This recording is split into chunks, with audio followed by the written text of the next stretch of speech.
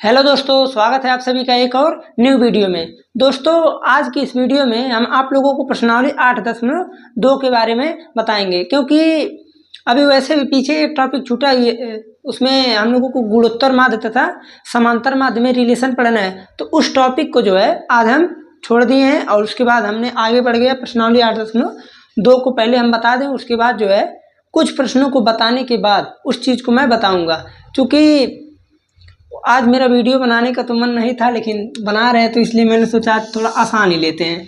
तो इसमें क्या है, सिंपली ये सब चीज़ अब आप लोग प्रश्नावली 8.2 में 32 प्रश्न है, जिसमें से आप लोगों को 25 प्रश्न तक बिना कुछ पढ़ाए, बिना कोई टॉपिक पढ़ाए आप लोग कर सकते हैं। तो उसके बाद जो है जो 6-7 प्रश्न है वो गुणोत्तर माध्य तथा समांतर माध्य के रिलेशन पर है, तो उसको तो पहले पढ़ाना पड़ेगा।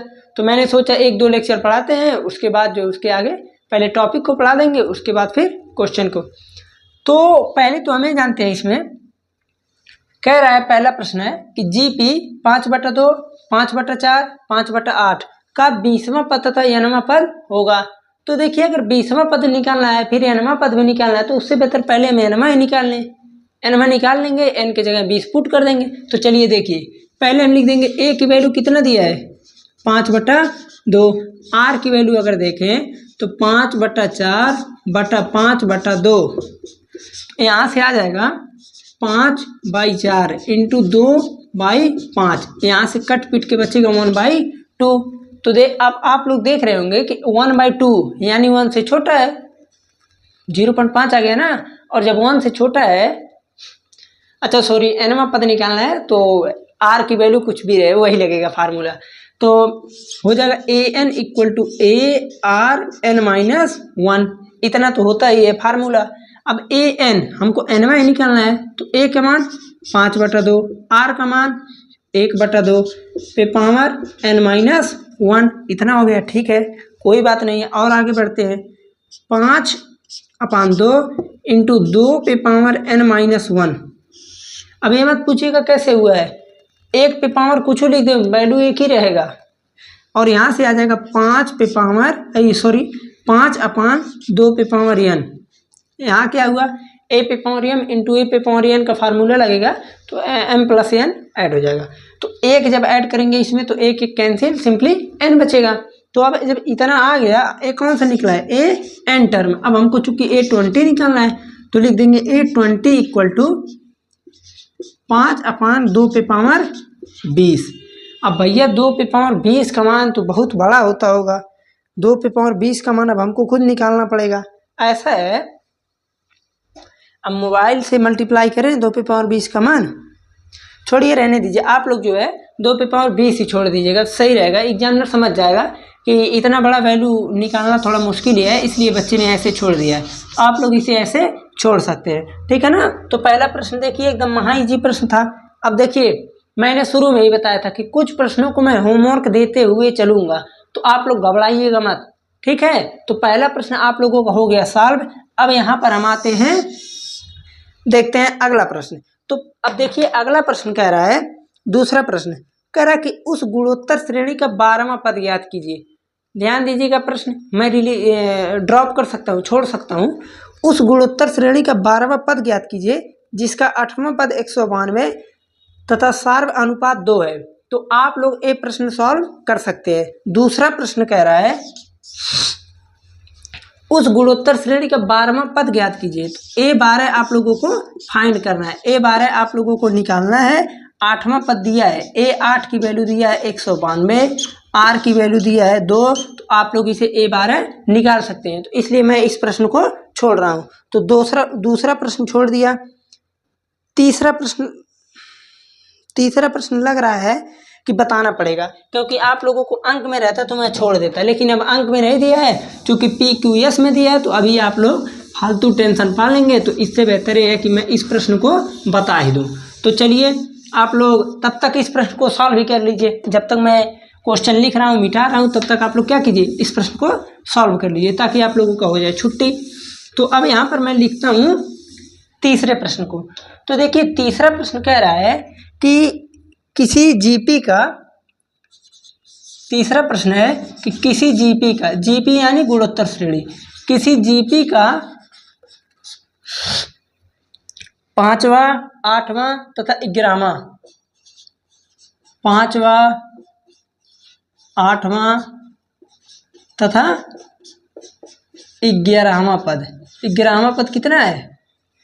पी क्यू तथा यस वह पद क्रमशः पी क्यू तथा यस है, यस है। तो दिखाइए कि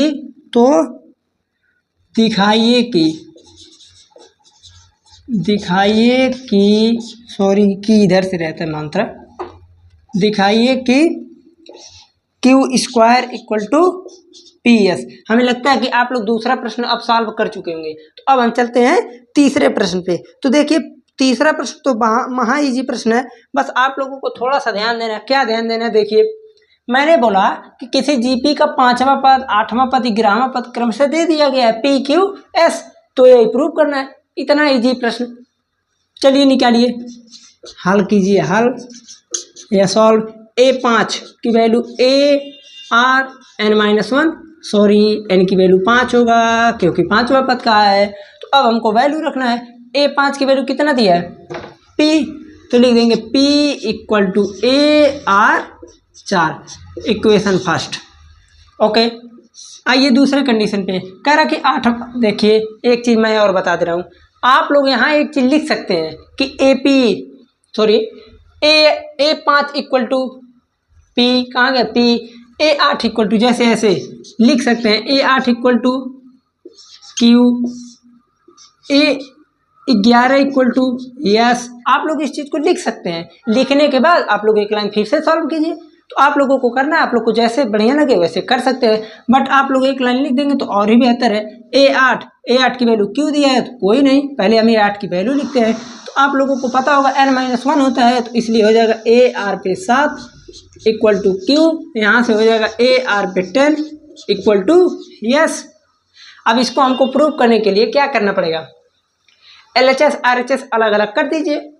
पहले अगर मैं LHS को करूँगा, LHS को अगर करूँ, LHS को मैं जब कर रहा हूँ तो मैं ये देख रहा हूँ Q स्क्वायर, इसका जब मैं स्क्वायर करूँगा Q स्क्वायर, तो देखिए हो जाएगा A स्क्वायर, Q स्क्वायर है ना, तो पहले लिख लीजिए Q इक्वल टू AR/7, तो Q square equal to A square R/पावर 14। ए हो गया LHS। अब मैं जब RHS निकालूंगा, RHS, तो RHS की वैल्यू दिया है PS, तो P लिखिए पहले। P कहाँ है? AR/4, तो AR/4 इंटू AR10, तो हो जाएगा A स्क्वायर R/पावर 14, LHS RHS। अब आप लोग कहेंगे हाँ अब तो ये इक्वल ही हो गया, तो लिख देंगे LHS इक्वल टू RHS। हमें लगता है कि इसमें कोई परेशानी किसी बच्चे को नहीं हुआ होगा। ठीक है, तो आप लोग इस प्रश्न को सॉल्व कर चुके होंगे। तो अब मैं चलता हूँ डायरेक्टली चौथे प्रश्न पे। आप लोग इस प्रश्न का एक बार स्क्रीनशॉट ले लीजिए। चलिए ठीक है, जब तक मैं इसे मिटाता हूँ तब तक आप लोग दूसरा प्रश्न तो आप लोग सॉल्व कर ही चुके होंगे अब तक। मैं इसे मिटा देता हूँ, आप लोग को सॉल्व करते रहना है। जैसे भी जब तक मैं क्वेश्चन लिख रहा हूँ तब तक कम से कम उसी प्रश्न को जो है समझ लीजिए एक बार, कैसे हो रहा है, क्यों यही हुआ है, तो इतना समझना अनिवार्य है। ठीक है ना, तो मैं लिख देता हूँ अब चौथा प्रश्न। चौथा प्रश्न क्या दिया देखिए, छोड़ने लायक होगा तो छोड़ देंगे। किसी गुणोत्तर श्रेणी का चौथा पद उसके दूसरे पद का वर्ग है। चौथा पद उसके दूसरे पद का वर्ग है तथा प्रथम पद -3 है, तो सातवां पद ज्ञात कीजिए। वैसे कहिए तो ये प्रश्न आसान ही है, बट इसे जो है मुझे लिखना पड़ेगा। जैसे देखिए क्वेश्चन क्या कह रहा है कि किसी गुणोत्तर श्रेणी का चौथा पद, किसी गुणोत्तर श्रेणी का, पहले तो मैं ये जानता हूँ क्या चीज़ है प्रश्न, जीपी। चलिए ठीक है, जीपी है। किसी गुणोत्तर श्रेणी का चौथा पद, चौथा पद अगर लिखना है मुझे तो मैं क्या लिखूंगा, चौथा पद लिखना है तो मैं लिख दूंगा सिंपली A4। किसी गुणोत्तर श्रेणी का चौथा पद जो है, किसी गुणोत्तर श्रेणी का चौथा पद उसके दूसरे पद का वर्ग है, तो जब दूसरे पद का वर्ग है तो मैं इस प्रकार से लिखूंगा ही लिखूंगा दूसरे। अब यहाँ से आप प्रश्न बना सकते हैं कि किसी गुणोत्तर श्रेणी का चौथा पद उसके दूसरे पद का वर्ग है, इतना दे दिया। कह रहा कि पहला पद -3 है, लिख लीजिए ना a की वैल्यू -3। तो कह रहा 7वां पद निकालिए, a7 की वैल्यू फाइंड करनी है। तो अब आप लोग कहेंगे इतना इजी प्रश्न, करना क्या है, a4 लिखा है तो आप लोग को पता ही है कि an इक्वल टू होता है ARn-1। तो जब a4 है तो हो जाएगा AR 4 - 1 कितना होगा 3। यहाँ पर हो जाएगा सिंपली AR 2 - लिख भी दे, यहाँ से आएगा AR बस इसी का होल स्क्वायर और यहाँ से आएगा AR क्यूब। अब इतना जब हो गया तो अब यहाँ से क्या करना है, देखिए AR cube equal to A square R square. अब क्या, A से A कट गया, R स्क्वायर से A कट गया, तो R की वैल्यू A और R की वैल्यू कितना है, सॉरी A की वैल्यू -3। तो अतः R की वैल्यू कितना आ गया -3। अब हमको निकालना है 7वां पद, तो कोई नहीं 7वां निकाल देते हैं। 7वें पद के लिए क्या हो जाएगा AR 6, AR 7 - 1, 1 की वैल्यू -3 -3 पे पावर 6। यहाँ से मैं लिख सकता हूँ कि -3 पे पावर 7, -3 पे पावर 7। तो आप लोगों की 7वां टर्म का वैल्यू आ गया -3 पे पावर 7। आप लोगों का इतना वैल्यू आ गया। ओके, तो प्रश्न देखिए, प्रश्न बहुत ईजी था, बस आप लोगों को ये समझना है कि किस प्रकार से क्या चीज़ पूछा है, उसी चीज़ को फाइंड करना है, नहीं तो फिर आप लोग करते ही रह जाएंगे प्रश्न को। ठीक है, तो अगला प्रश्न कह रहा है, देखिए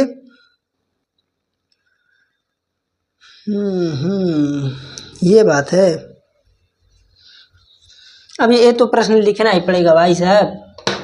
तो चलिए इसके लिए मैं थोड़ा सा करता हूँ इरेज करने के बाद मैं चलता हूँ आगे। देखिए अब इसके बाद जो है, जो भी प्रश्न मिलेगा थोड़ा बढ़िया प्रश्न है, तो इसलिए आप लोग थोड़ा दिमाग से धैर्य से देखिएगा। देखिए 5वां प्रश्न क्या कह रहा है। 5वां प्रश्न कह रहा है कि अनुक्रमों को कौन सा पद है। सिंपली जैसे इसमें 3 प्रश्न दिया है, मैं 1 2 बता देता हूँ। 2√2 4 इस तरह लिख दिया है 128। कह रहा है कि ये जो 128 है, सॉरी एक का अलग लिखा है, इसका मतलब अलग है। जो 128 है वो कौन सा टर्म है, यही टर्म निकालना है। आप लोग कहेंगे टर्म निकालना है, तो पहले A की वैल्यू 2, R की वैल्यू लीजिए निकल गया √2। अब हमको निकालना है कि 128वां अगर है तो n की वैल्यू बताइए। तो n की वैल्यू के लिए क्या करेंगे, 128 equal to ARn-1। 128 equal to A की वैल्यू 2, R की वैल्यू √2 पे पावर n-1। अब क्या लिखेंगे, 2 से इसको काट दीजिए 64। तो 64 इक्वल टू √2 पे पावर n-1, √2 और यहाँ 64। तो मैं सिंपली इसको सॉल्व करने का एक आइडिया आपको बताता हूँ। जैसे अगर 64 लिखा है तो 64 को आप क्या लिख सकते हैं, 2 पे पावर 5 32, 2 पे पावर 6 64। तो इसको मैं लिख सकता हूँ 2 पे पावर 6। और इसे मैं लिख सकता हूँ √2 को मैं लिख सकता हूँ इस प्रकार से 2 पे पावर 1/2। तो 2 पे पावर n-1/2। अब देखिए कितना इजी है, 2 से 2 खत्म हो गया। तो 6 इक्वल टू n-1/2। 6 दूनी बाहर है, n की वैल्यू 13, n की वैल्यू 13 आ गया, अर्थात 13वां पद जो है उसका 128 होगा। तो पहले तो दिख रहा है कि नहीं आप लोगों को। चलिए ठीक है, 5वें प्रश्न का ये था सॉरी पहला प्रश्न। अब जब दूसरा प्रश्न इसी का देखते हैं, माफ कीजिएगा बट दूसरा और तीसरा मैं नहीं करने वाला हूँ। दूसरा और तीसरा रहेगा आप लोगों का होमवर्क। अब आते हैं हम सिंपली 6वें प्रश्न पे। 6वां प्रश्न देखिए क्या कह रहा है, आप थोड़ा मजा आएगा प्रश्नों को करने में। 6वां प्रश्न कह रहा है, ध्यान दीजिएगा, मैं प्रश्नों को क्यों नहीं लिख रहा हूँ, आप लोग थोड़ा बुक लेकर बैठिए और इन सब चैप्टर में प्रश्नों को लिखना कोई फ़ायदा नहीं दिख रहा है मेरे को, ठीक है ना। मैं अभी तक जैसे क्लास 10th में जितना भी पढ़ाया हूँ 9वां 10वां चैप्टर पे पूरा लिख लिख के पढ़ाया हूँ। और फिर प्रॉब्लम ये चीज़ है लिखने में और वीडियो बनाने में तब बहुत ज़्यादा टाइम लग जाता है। 20 मिनट का अगर मैं वीडियो बना रहा हूँ तो 3 क्वेश्चन करा पाता था मैं जब लिख के कराता था 20 मिनट में। और सिंपली और अंतर क्या है, उस 20 मिनट के लिए मेरे को कम से कम 50 मिनट लगते थे और अब क्या है मैं 50 मिनट में बहुत ज़्यादा प्रश्न सॉल्व करा देता हूँ। तो आप लोग जैसे मैनेज कर लें वैसे कमेंट में बताएं तो मैं उसी हिसाब से पढ़ाऊँगा। अगर आप लिख के ज़्यादा अच्छा है तो मैं लिख ही के वो पढ़ाऊँगा भाई, थोड़ा कम ही सही, ठीक है। तो आप लोग को जैसा मन करेगा बताइएगा ज़रूर। 6वां नंबर प्रश्न कह रहा है कि x के किस मान के लिए संख्याएं -2/7 कामा x कामा -7/2 गुणोत्तर श्रेणी में है जीपी में। कह रहा है कि x की वह कौन सी वैल्यू है जिसके लिए ये सब क्या चीज़ है जीपी में है। तो अब आप लोग कहेंगे कि हमको जीपी निकालना है, x के किस मान के लिए संख्याएं गुणोत्तर श्रेणी में है। तो चलिए देखिए आप लोग को ये चीज़ निकालना है। तो अब पहले तो ये देखना पड़ेगा कि जीपी के लिए देख रहे हैं गुणोत्तर श्रेणी यहीं पर आ गए जो मैं टॉपिक छोड़ा हूँ कैसे देखिए अब यहीं पर समझ लेंगे तो फायदा ही है। अगर कोई 3 टर्म लिखा गया है ए बी सी, ठीक है, हाँ ए बी सी लेते हैं। मान लीजिए कोई ए बी सी अगर वो जीपी में है, पहले हाल जब इसको लिखेंगे इसी प्रकार से लिखेंगे। माना कोई ए बी सी जीपी में है, अगर वो जीपी में है तो आप कहेंगे जीपी में है कौन कैसा सबूत है कि जीपी में है। तो आप लोग कहेंगे कि अगर हम समांतर श्रेणी पढ़ रहे थे तो हमें देख रहे थे कि 2-3 टर्म के बीच का कॉमन डिफरेंस समान है कि नहीं। और यहाँ पर हम देखेंगे कि 2 टर्म के बीच का कॉमन रेशियो समान है कि नहीं। ओके, तो यहाँ से मैं देखूँगा तो यहाँ से आएगा b/a, यहाँ से आएगा c/b, आएगा कि नहीं आप लोग बताइए। इन दोनों वैल्यू के लिए जब हम r निकालेंगे तो यहाँ पर आएगा b/a। इन दोनों के लिए जब हम r की वैल्यू निकालेंगे तो यहाँ से आएगा c/b। अब यहाँ से हम कह देंगे कि b² = ac और b का मान आ गया √ac। यही होता है गुणोत्तर माध्य, यही होता है गुणोत्तर माध्य।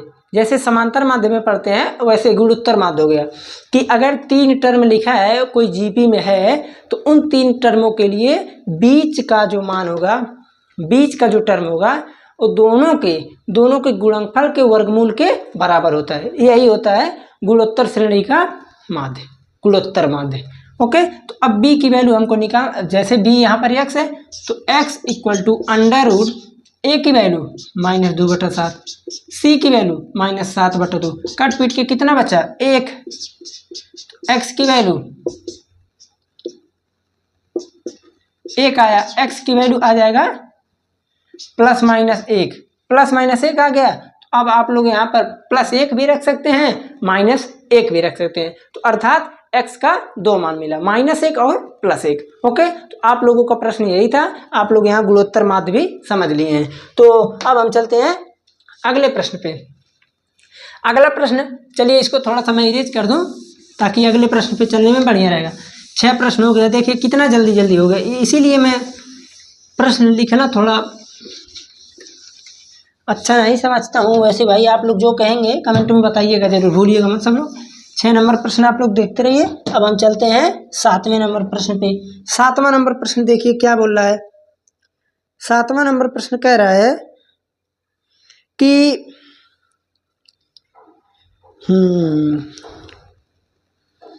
बढ़िया प्रश्न है।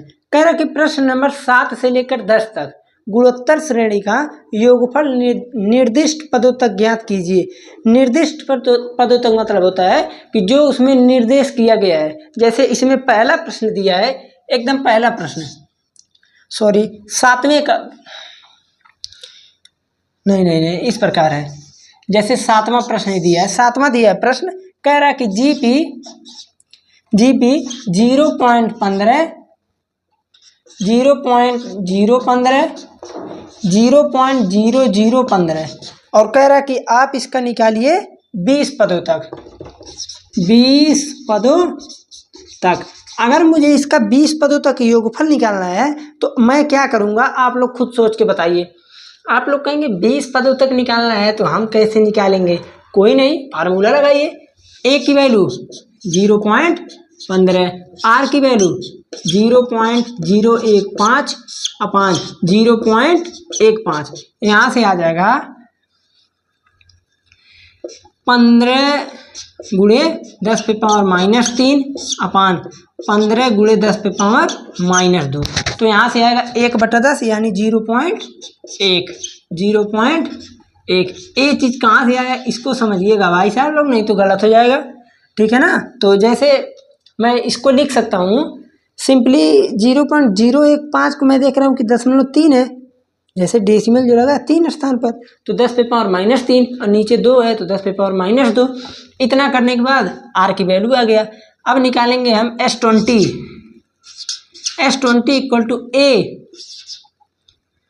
आर 1 माइनस आर पे एन अपान 1 माइनस आर।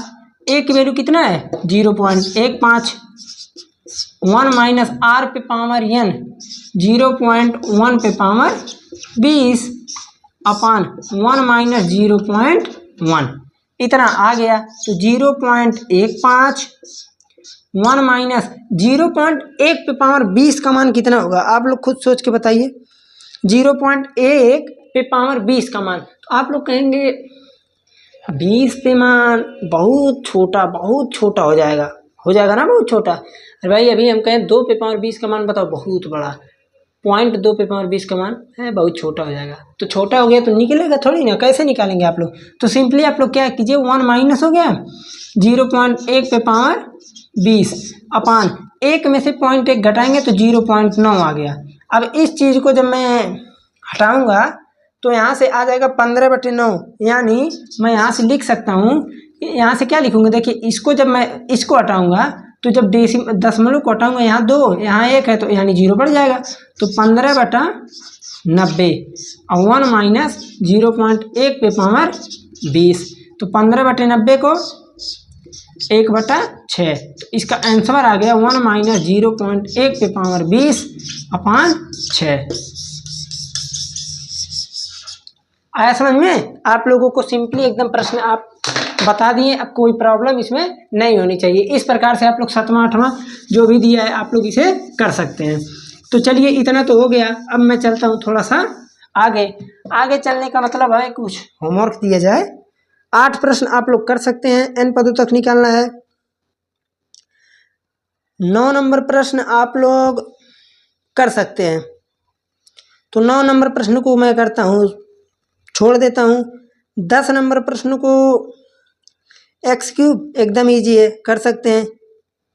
उसके बाद मैं आता हूँ थोड़ा यहाँ पर, ये प्रश्न लग रहा है कि इसको बताने लायक है, तो इसको बताने के लिए तो भाई मेरे को तो बताना ही पड़ेगा। 11 नंबर प्रश्न, चलिए देखिए पहले 11 नंबर प्रश्न को देख लीजिए आप लोग, उसके बाद थोड़ा आगे चलेंगे। 11 नंबर प्रश्न कह रहा है कि समेसन k इक्वल टू 1, यहाँ लिखा है 11, उसके बाद लिखा है 2 + 3 पे पावर k, यही आप लोगों को दिया है और कह रहा कि आप लोग इसकी 11 पदों तक योगफल निकालिए। इसका मतलब ये होता है समेसन का मतलब समेसन, सभी को ऐड करना है। ओके, तो यहाँ से इसे सिग्मा पढ़ते हैं बट इसका सही नाम है समेसन।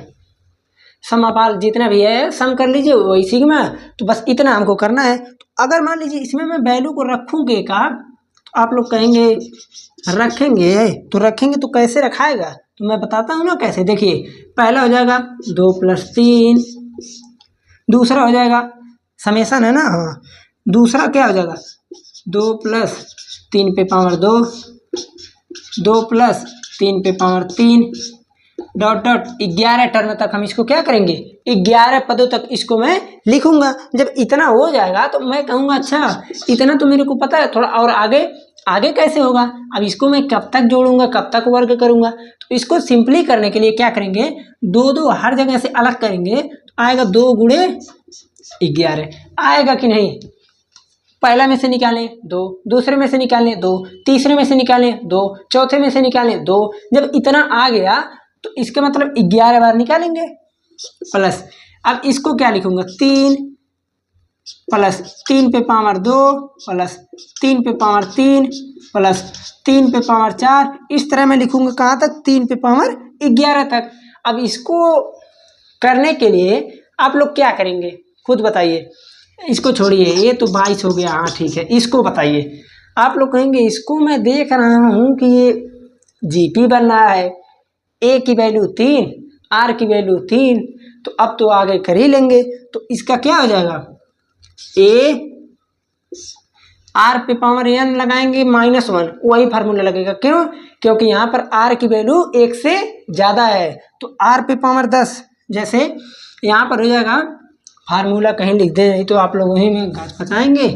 फार्मूला यहाँ पर प्रयोग होगा, ए आर पे एन -1 अपान आर -1, तो ए की वैल्यू 3, आर पे पावर एन तो 3 पे पावर 11 है ना, 11 -1 अपान 3 - 1 2, यही आप लोगों का आंसर हो गया। अब इसके आगे सॉल्व मत कीजिएगा, अगर करना होगा तो 3 पे पावर 11 का मान निकाल के 1 से घटा दीजिएगा। ओके, तो देखिए इतना इजी प्रश्न दिया है। प्रश्न आप लोगों का इसमें जो है अगर कठिन है कुछ तो हम ये नहीं कहेंगे नहीं है कुछ प्रश्न तो विविध प्रश्नावली में है, उसमें का थोड़ा लगाने में मज़ा आएगा और बताने में तो आएगा ही आएगा। तो आप लोग का कहाँ तक हो गया, देखिए 11 प्रश्न तक सॉल्व हो गया, ठीक है ना। तो अब हम चलते हैं अगले प्रश्न पर। अगले प्रश्न पर चलने से पहले मैं देखना चाहता हूँ कि भाई साहब वीडियो कितना देर का हो गया, पहले ये देख लें, उसके बाद 26 मिनट। अभी मैं एक प्रश्न और बता सकता हूँ, 12 नंबर प्रश्न। 12 नंबर प्रश्न क्या बोल रहा है, देखिए 12 नंबर प्रश्न कह रहा है कि एक गुणोत्तर श्रेणी के, आप लोग अगर पिछला लेक्चर देखे हो, इसके पिछला, जस्ट इसके पिछला लेक्चर, तो मैंने सेम प्रश्न को कराया, एकदम सेम प्रश्न वही है, बस अंक बदला है। प्रश्न क्या, सुन लीजिए, एक गुणोत्तर श्रेणी के 3 पदों का योगफल 30/10 है, 39/10 है। और उस प्रश्न में कहा था कि एक गुणोत्तर श्रेणी के 3 पदों का योगफल 13/12 है, 13/12। यही प्रश्न शायद संयोग से बुक में गलत दिया था और इसी प्रश्न में मैं खुद परेशान हो गया था, क्योंकि बुक में ही गलत लिखा था, उसमें लिखा था 1 और सॉल्व किया है पूरा -1 पर, उसका आंसर आ गया था। अब मैं लाते लाते परेशान हो गया। आप लोग तो देखे होंगे, वीडियो तो देखे ही होंगे, उसमें मैं कितना परेशान था। तो इसलिए जो है आप लोग इस प्रश्न को सॉल्व कर लेंगे, ठीक है ना, इसमें कोई प्रॉब्लम नहीं होनी चाहिए। चलते हैं 13 नंबर प्रश्न पे। 13 नंबर प्रश्न, अरे भाई 32 प्रश्न ना, थोड़ा जल्दी जल्दी चलेंगे तो बड़े बेहतर रहेगा। 13 नंबर प्रश्न कह रहा है कि गुणोत्तर श्रेणी 3 यानी जीपी, देख लीजिए जीपी 3 का स्क्वायर 3 का क्यूब के कितने पद आवश्यक है ताकि उनका योगफल 120 हो जाए, यानी SN का योग 120 हो। तो आप बताइए n का मान कितना होगा, n का मान कितना होगा। अगर हमको n की वैल्यू निकालना है तो पहले हम a और r निकाल लें। क्या करना है, a और r निकालिए, a की वैल्यू 3, r की वैल्यू 3, इतना इजी प्रश्न, सेम यही कंडीशन ही लगेगा। a का मान 3, r का मान 3, तो मैं लगाऊंगा SN = a r पे n -1 अपान r -1। भाई साहब जितने लोग अगर वीडियो शुरू से देख रहे होंगे तो मेरे को ये भी नहीं समझाने की आवश्यकता है, बस आप लोग शुरू से देखिएगा, यही मेरा निवेदन है आप लोगों से। नहीं तो बीच में देखेंगे तो कहेंगे कुछ समझ में नहीं आ रहा है, आएगा भी नहीं। जैसे मान लीजिए कहीं मैं ये फार्मूला लगा रहा हूँ, कहीं मैं 1 - r पे पावर n लगा रहा हूँ, तो उसी में आप लोग कहेंगे ये कैसे लग रहा है, तो मैं एकदम डिटेल में इसको बता चुका हूँ। SN 120 = a की वैल्यू 3, r पे पावर n 3 पे पावर 11, 11 नहीं है, n तो निकालना है, n -1 अपान r -1, r की वैल्यू 3 और 3 - 1 करेंगे तो 2, सब कुछ यही आ गया। देखिए 120 दूनी, पहले मैं इसको काट देता हूँ, कैसे देखिए, 3 से इसको काटूंगा तो 40 और 2 से मल्टीप्लाई करूंगा तो 80 = 3 पे पावर n -1, 80 1 81 = 3 पे पावर n। अब 3 पे पावर n और इसको मैं क्या लिख सकता हूँ, आप कहेंगे मैं 9 का स्क्वायर जानता हूँ, अगर 9 का स्क्वायर जानते हैं तो 1 9 में 2 3 आता है, तो 2 9 में 4 आएगा। है शुद्ध बात हम समझिए। तो यहाँ से आएगा 3 पे पावर n इक्वल टू 3 पे पावर 4, n की वैल्यू 4। देखिए कितना इजी प्रश्न था, 13 प्रश्न तक सॉल्व हो गया। अब मुझे यहाँ तक तो बताने की आवश्यकता नहीं है, ऐसा है। अब हम चलते हैं, ठीक है ना। अभी हमको क्लास 10 की वीडियो भी बनानी है, तो बस यही तक के वीडियो रहने देते हैं। अगले में मिलेंगे तो हम 14 नंबर प्रश्न से आगे बढ़ेंगे। तो अगले लेक्चर को आप लोग वेट कीजिएगा। अब वेट क्या करना है, डेली 8 बजे शाम मिल ही जाएगा वीडियो आप लोगों को, ठीक है ना। तो आप लोग बस चैनल पर बने रहिए। चैनल को अगर मान लीजिए आप लोगों को वीडियो अच्छा लग रहा है, समझ में आ रहा है, सब बढ़िया है, तो अपने फ्रेंडों के साथ शेयर भी ज़रूर कीजिए। और उसके बाद वीडियो मैंने आप लोगों को अभी एक लेक्चर डालने वाला हूँ, बढ़िया है थोड़ा, उसको देखिएगा। उसको देखने के बाद कमेंट में ज़रूर बताइएगा कि ऐसा है। जैसे वो एक प्रकार से है कि क्या अब से पढ़कर हम अपने मार्क तक, जैसे जितना मार्क हम चाहते हैं उतना आ जाएगा, तो उसी आधारित है वीडियो। वीडियो को देखिएगा, कमेंट में ज़रूर बताइएगा।